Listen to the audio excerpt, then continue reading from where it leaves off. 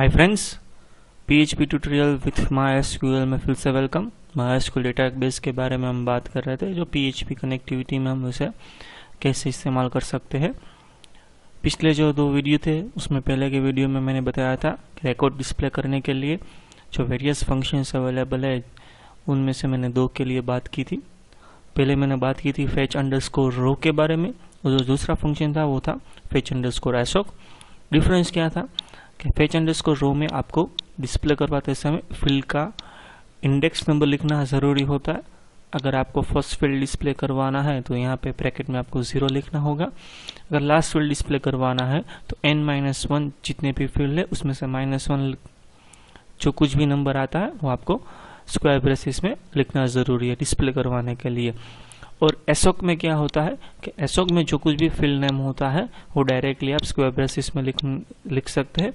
उसका एडवांटेज क्या होता है कि आपको फील्ड इंडेक्स काउंट करने की ज़रूरत नहीं है, सिर्फ फील्ड का नाम जो आपको मालूम ही है पहले से वो लिख देंगे तो रिकॉर्ड डिस्प्ले हो जाएगा।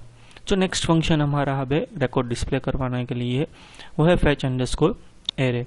उसके लिए ये जो प्रोग्राम है इसी को हम पहले सेव एज कर देते हैं।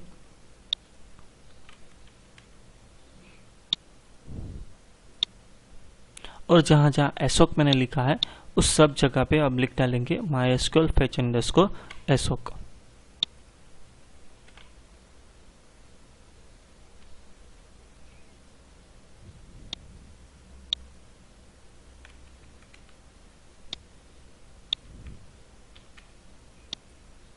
जहां जहां assoc था वहां मैंने सब जगह पे लिख डाला MySQL fetch अंडरस्कोर एरे।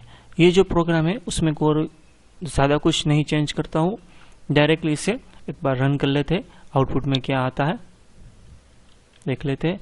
ये हमारा प्रोग्राम fetch अंडरस्कोर एरे, जो पहले आउटपुट था वही आउटपुट आया।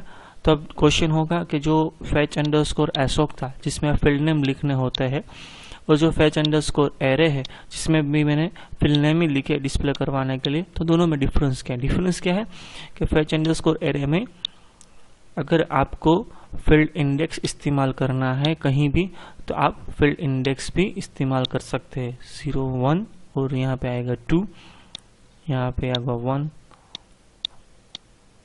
यहाँ पे आएगा 3। देखिए अब फिर से रिफ्रेश कीजिए, वही आउटपुट। यहाँ पे कुछ लिखने में एक सीक्वेंस में गलती हो गई है। 0, 1 फील्ड इंडेक्स हमें जेंडर के लिए देखना होगा कौन सा आता है। 0, 1, 2 और 3, जेंडर का है 3। फर्स्ट नेम और 0 और 1, 2, 3 और यहाँ पे आएगा 4। देखिए हो गया फिर से वही आउटपुट। तो ये दोनों कैसे इस्तेमाल कर मैंने किए, मैंने फील्ड इंडेक्स भी इस्तेमाल किए हैं, फील्ड नेम भी इस्तेमाल किए हैं। और ये भी क्वेश्चन होगा कि कब कौन सा हमें इस्तेमाल करना है, पहले इंडेक्स होना चाहिए या पहले फील्ड नेम होना चाहिए। तो fetch अंडरस्कोर एरे कैसे डेटा स्टोर करता है वो बताता हूँ। तो वो समझने के लिए जो पहला जो डिस्प्ले करवाया हुआ ब्लॉक है वो निकाल देता हूँ और उसकी जगह मैं एक लाइब्रेरी फंक्शन लिखता हूँ प्रिंट अंडरस्कोर r, जो एक एरे डिस्प्ले करवाने के लिए इस्तेमाल किया जाता है। तीनों जो रिकॉर्ड्स मैंने डिस्प्ले करवाए हैं उसी में हम रो वेरिएबल को with print underscore r display करवाएंगे और ऊपर एक स्टेटमेंट कर दे प्रीटेक प्री फॉर्मेटेड, ठीक से एरे जो कुछ भी क्रिएट होता है हमारा वो हमें डिस्प्ले हो सके। रिफ्रेश करता हूँ, देखिए 0 ID, 1 fname, 2 lname, 3 gender, 4 language. ठीक वैसे ही 0 ID, 1 fname, 2 lname, 3 gender, 4 language. और यहाँ पे भी ठीक वैसे ही हमारा आउटपुट स्टोर हुआ है। तो ये कैसे हुआ है कि जो fetch अंडरस्कोर एरे है, जो fetch अंडरस्कोर रो और fetch अंडरस्कोर assoc का जो पॉइंट है कि वो रो ID स्टोर करता है और assoc फील्ड नेम स्टोर करता है, एरे दोनों स्टोर करता है। अगर हम आपके पास 5 फील्ड्स है तो एरे में एक्चुअल 10 वैल्यू स्टोर होगी। यहाँ पे देखिए मेरी 1 2 3 4 5 6 7 8 9 और 10। ये डेटा स्टोरेज के बारे में, मेमोरी कंजप्शंस के बारे में अगर हम बात करें तो ये प्रॉपर नहीं है। जितनी डेटा है उससे ज़्यादा आप डेटा स्टोर करते हैं मेमोरी में।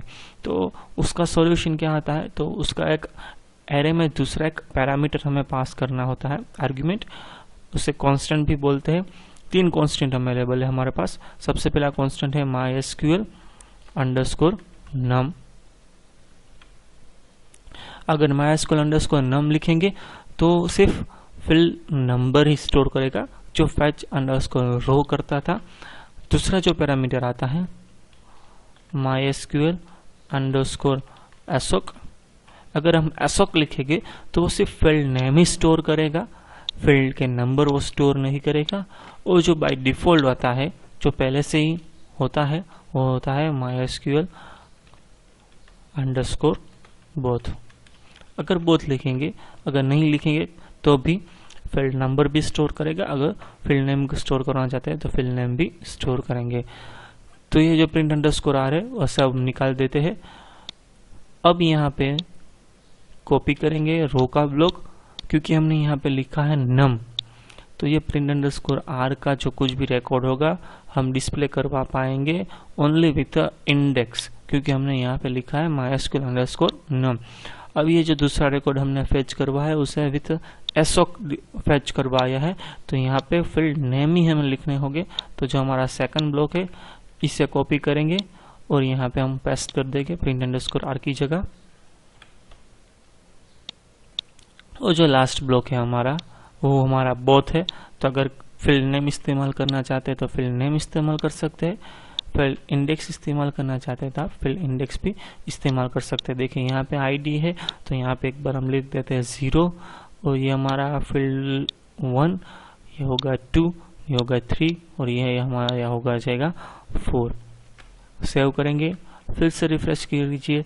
देखिए हमारा जो पुराना आउटपुट था वो फिर से हो गया। यहाँ पे प्री टैग लिखा हुआ है तो फ़ॉन्ट्स थोड़े चेंज हो गए, लेकिन आउटपुट जो है वो पहले का ही है। फिर से रिफ्रेश करता हूँ, देखिए जो पहले था एग्जैक्ट वही हमारा आउटपुट। तो ये था fetch _ array। आप अगर फील्ड इंडेक्स इस्तेमाल करना चाहते हैं तो कांस्टेंट लिखिए, सेकंड आर्ग्यूमेंट MySQL _num। अगर फील्ड नेम इस्तेमाल करना चाहते हैं तो लिखिए MySQL _assoc।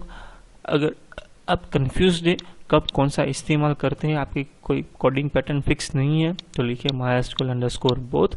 ये कन्वीनियंट नहीं है क्योंकि ये मेमोरी ज़्यादा कंज्यूम करता है।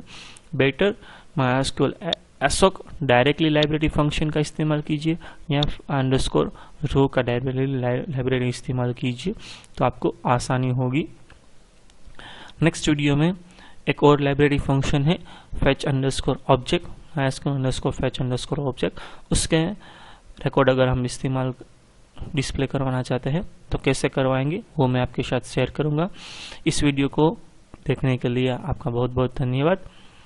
अगर कोई भी दिक्कत है तो आप क्वेश्चन लिख सकते हैं कमेंट में। अगर दूसरा कोई टॉपिक है, लैंग्वेज है जो आप जानना चाहते हैं तो भी आप कमेंट में लिखिए। नेक्स्ट वीडियो में हम फिर से मुलाकात करेंगे। इस वीडियो में सिर्फ इतना ही।